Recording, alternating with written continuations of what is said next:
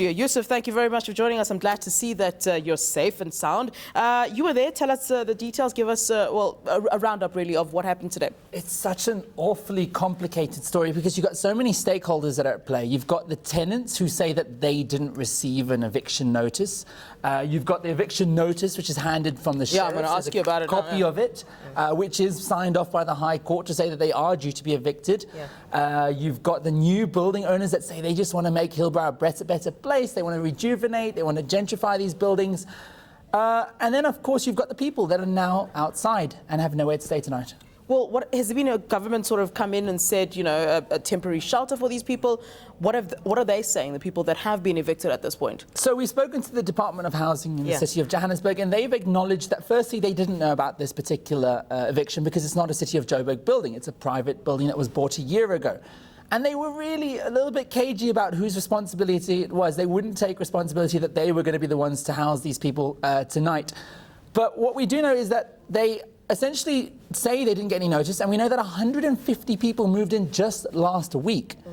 So somewhere there's some loss of communication happening. Well, this is scary because this might also mean that we're going to see some more evictions in Hillbrow. If you're saying that the building owners are saying that they'd like to change Hillbrow and make it better, this then means that residents in the surrounding buildings should then be worried themselves, correct? That's absolutely right. I mean, as the city of Johannesburg becomes more densified, more people want to move into urban populations. We're seeing the value of these properties rise. We're seeing a comeback of capital and wealth back to Hillbrow. Of course, 20 years ago, Hillbrow was quite a prominent area. And now people want to live near the CBD. So we are going to see more evictions taking place. What was interesting is we met Mark Ferguson, who's representing the owner of the new building. And he showed us some of the rooms that perhaps 15, 20 people had been sleeping in, and they'd used too much electricity, too many heaters. The fuse had short-circuited and fires had erupted. Enormous blazes of multiple buildings had taken place. So it's not only that some of these buildings are being stayed in illegally, even though people might be paying rent to some sort of a landlord, but it's actually a health and safety risk. This is dangerous. But either way, someone's not telling the truth here, Yusuf. It's either the tenants, I'll call them the tenants in inverted commas, are not telling the truth about the fact that they didn't receive the court eviction. You've got it here, and from what you see on on the front page there, what would you think? Who here is not telling the truth? Well, here's the thing, right? They've got an advocate that represents the people that were staying in this building. There's about a couple hundred people that live in this building. And he arrived, unfortunately, a little bit too late when, as you can see in the visuals, people's belongings, their fridges, their televisions are already out on the tarmac.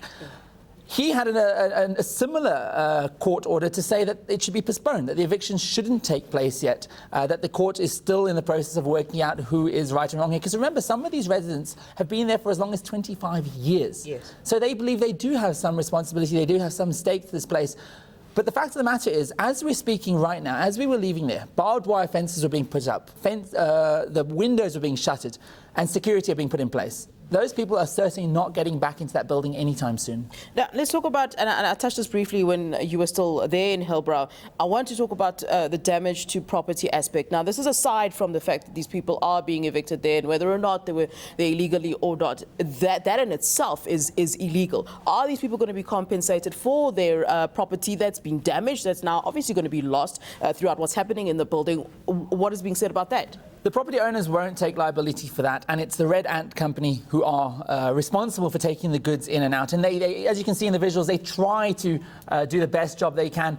But of course, they're now in the elements. They're out on the tarmac and they're in the middle of Johannesburg CBD. And while we were there, we saw petty thieves stealing from the people that had just been evicted from this building.